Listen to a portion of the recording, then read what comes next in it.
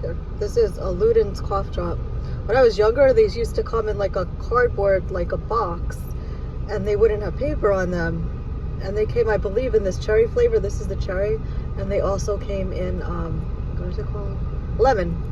But now they're like this. And they also had Pines Brothers that came in a box. If you remember Pines Brothers, then you're my age, you know. They came in a box, but now they also come in a bag, but they do not come individually wrapped.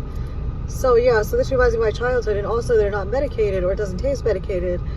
Like these other cough drops that I see at the store, they're all medicated, and I don't like medicated cough drops. So I'm using Luden's because it reminds me of my childhood.